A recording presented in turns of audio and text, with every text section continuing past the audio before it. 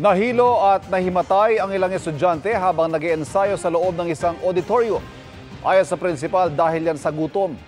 Kwento naman ng ilang estudyante, mainit dahil patay ang aircon. Tinutukan niya ni Kent Abrigana, ang GMA Regional TV, 1 Mindanao. Sa eksklusibong video na ito, rumisponde ang Davao Central 911, BFP at kapulisan sa Anda Street Poblacion District, Davao City, pasado alas 7 kagabi. May ilan kasing mga grade 7 students ng Santa Ana National High School ang nahilo at nahimatay habang nagpa-practice ng sayaw sa loob ng isang auditorium. Ang ilang estudyante, binigyan ng tubig at pagkain matapos manghina. Ayon sa prinsipal ng paaralan, posible raw na inabot ng gutom ang mga estudyante. Ang affected were the grade 7 learners.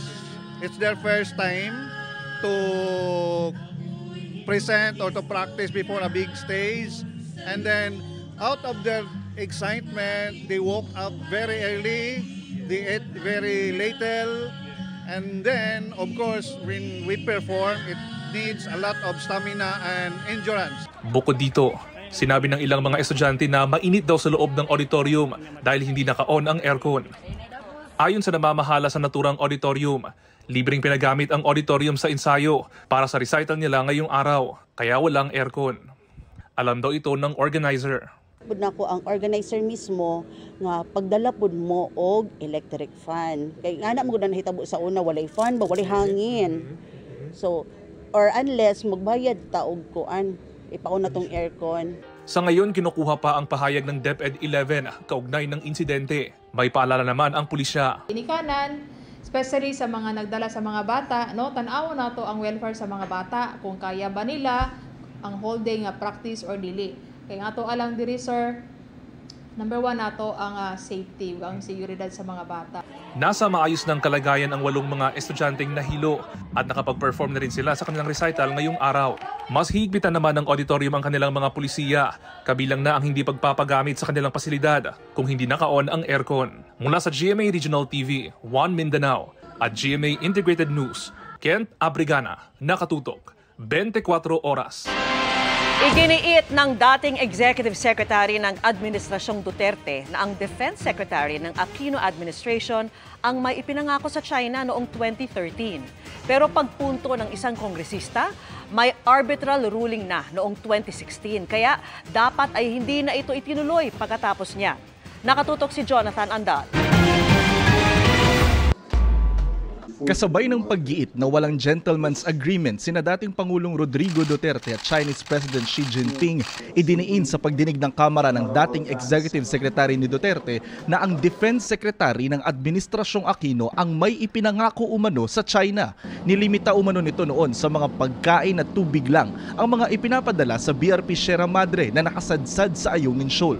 The status quo at the Ayungin Shoals where BRP Sierra Madre was in a 2013 commitment of former Defense Secretary Gasmin to the Chinese Ambassador Ma Keqing that he would only deliver food and water to the Marines stationed at the vessel. Wala pong gentleman's agreement. Wala, sir. However po, we maintain the position of status quo. Supposedly na wala pong repair. No repair whatsoever. Wala pong gentleman's agreement, but there was an agreement in public of there was a policy not to repair the BRP Sierra Madre. That is quite a revelation for me, Mr. Chair. That was not during our administration. It was the previous administration. Pero ang alegasyong yan hindi batid ng kasunod na Defense Secretary ni Gasmin na si Delfin Lorenzana. There was no such thing transmitted to me by Secretary Gasmin. But it is not true that we did not do some repairs because in 2021, that was the start of binomba tayo ng water cannon ng China because they claim that we are bringing repair materials to Sierra Madre. We did the repairs until I left office in 2022. So tuloy-tuloy yung repair na yon ng Navy. Sinusubukan pa namin kunin ang panig ni Gazmin. Sabi ng ilang kongresista, kung totoo man ang kasunduan noong 2013, dapat hindi na ito tinuloy ng Administrasyong Duterte dahil 2016 ay may malinaw ng arbitral ruling na nagsasabing sa Pilipinas ang Ayungin Shoal. Hindi po binago yung supposed status quo because I think if that were the case po, no, dapat we would have postured our foreign policy anchored on the PCA ruling. At the very least, by that time, dapat revoke na rin yung pinag-usapan na. Sabi ni Mejaldea, 8 beses nakipagpulong si Duterte kay Xi mula October 2016 hanggang August 2019. Sa ilang sinamahan ni dating National Security Advisor Hermogenes Esperon, wala umano siyang kasunduang narinig. Sa halip, what the President said was, Mr. President, I want to inform you again and make you aware that we have the arbitral ruling. We want to take advantage and explore and exploit what is in our sovereign, what are in our sovereign rights insofar as the EEZ is concerned. And so they went to talk about fishing rights in Bao de Masinloc, as well as the exploration and exploitation of resources under the sea, the seabed, more specifically on oil or natural gas. Iimbitahan sa susunod na pagdinig si Gazmin at si dating presidential spokesman Harry Roque na nagpalutang ng di umano'y gentleman's agreement pero hindi ang dating Pangulo. No need to invite the former president as long as nakukuha naman yung information coming from the current policymakers as well as yung sa former.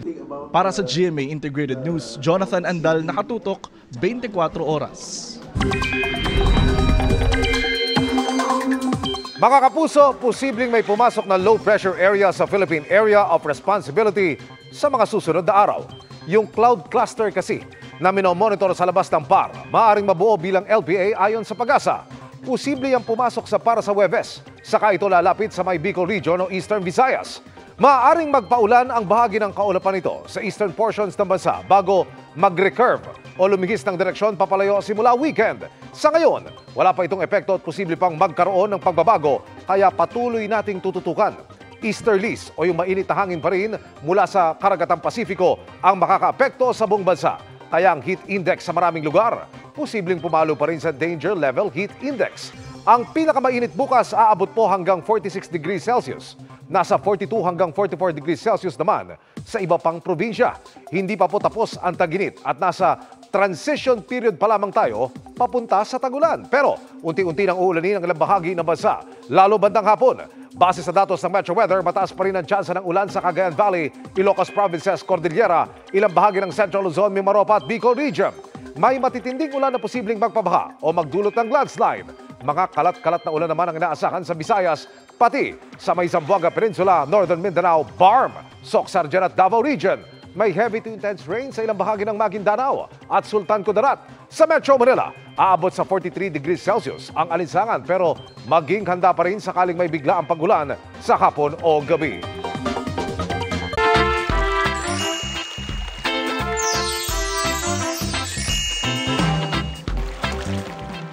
Buenas noches mga kapuso! Sa Asia's Latin City naman ang ating summer saya sa probinsya ngayong gabi, ang Zamboanga City. Mamangha sa kanilang mayamang kultura kasama ang ilan nating sparkle artists. Ang ating tour guide sa unang bahagi ng ating biyaheng Zamboanga City, si Krisa Dapitan. GMA RTV, One Mindanao. Buenas tardes! Hello, Tita Alistedes, Ali. Buenas tardes, Kuya Jose Sali. Oh, huwag po kayong malilito. Nasa Pilipinas pa rin po tayo. This time, sa southern part of the Philippines tayo papasyal. Tara na, dito sa Asia's Latin City, ang Zamboanga City. Dahil sa daan-daang taong pananakop ng Espanya sa lungsod, buhay na buhay ang Spanish culture sa Zamboanga City. Kilala ang lugar sa kanilang lengguwahe, ang Chavacano. 60 to 70% ang mga salitang ginagamit dito ay galing sa Espanyol. Ito po ang manifestasyon na maganda ang relasyon ng Zamboanga sa mga Espanyol nung Spanish occupation sa Zamboanga. Isa sa must-visit dito sa Zamboanga City ang makasaysayang Fortaleza del Pilar o Fort Pilar. Ang Fort Pilar Shrine ay orihinal na itinayo bilang isang outpost ng mga armadong puwersa ng Espanya upang itaboy ang mga pirata noong 1635. Sa ngayon, ang Fort Pilar ay isa ng lugar ng pagsamba para sa mga Romano Katoliko. The devotional history ng shrine, this is called also the Fort Pilar Shrine o Fortaleza, is because also of the apparition sometime during the Spanish colonial period wherein one of the military watchmen would have seen the Blessed Mother, and then the Blessed Mother woke him up to warn him of incoming pirate attacks. Sa pagbisita ni Sparkle Stars Ken Chan, El Villanueva at Joaquin Manansala, nag-alay sila ng dasal at nagpasalamat sa mga natatanggap na biyaya. Dahil kakatapos ang ko makiling, ang pinaka-grateful po talaga ako is sinangkiling to ng mga tao. Biggest blessing, dapat isang linggo hanggang 2 linggo lang ako sa abot kamay na pangarap as a guest or special participation. Pero umabot na ako ng 1 taon. Siyempre, pinagdasal ko yung family ko. Papasalamat din ako dahil naging part ako ng Black Rider. Ang beach naman na ito, malamang dumaan na sa inyong social media feed. Pino at kulay rosas ang buhangin. Dito sa Pink Sand Beach o ang Great Santa Cruz Island. 15-minute boat ride lang from the city center ang Malaparaisong isla na kinilala bilang one of the best beaches in the world ng National Geographic noong 2017. Guests can do the lagoon tour, you can do swimming, you can do diving. We have a best dive spot in Santa Cruz Island. Hindi lang ang beach ang may ibang color dito sa Zamboanga City, kundi pati ang kanilang bintas at mosque na sumasalamin sa kanilang makasaysayang kultura. Ang nag-iisang Rainbow Mosque na ito sa bansa, saksi sa paglugmok hanggang sa pagbangon ng lugar. Taong 2017, matapos ang Marawi Siege, nagdesisyon ng mga Maranao na i-repaint ang mosque ng rainbow colors. Paraan daw nila ito para ipanawagan ang kapayapaan at pagkakaisa ng bawat Pilipino. Pag napagod na sa kakaikot, refresh with Zamboanga City's delicacy, ang dessert na knickerbocker. Ito ang local version na halo-halo sa Zamboanga City. Pero mas healthy raw ito dahil sa mga sangkap na preskong prutas gaya ng watermelon, apple at saka mangga. Tinry din yan ni Sparkle Sweethearts, Sofia Pablo at Allen Ansay. 100% approve. Sana natulungan namin kayong makagawa ng itinerary to tick Zamboanga City off your travel bucket list. Kaya mga kapuso, venaya ibisita Cunao Ciudad de Zamboanga. Krisa Dapitan para sa 24 oras, summer saya sa probinsya.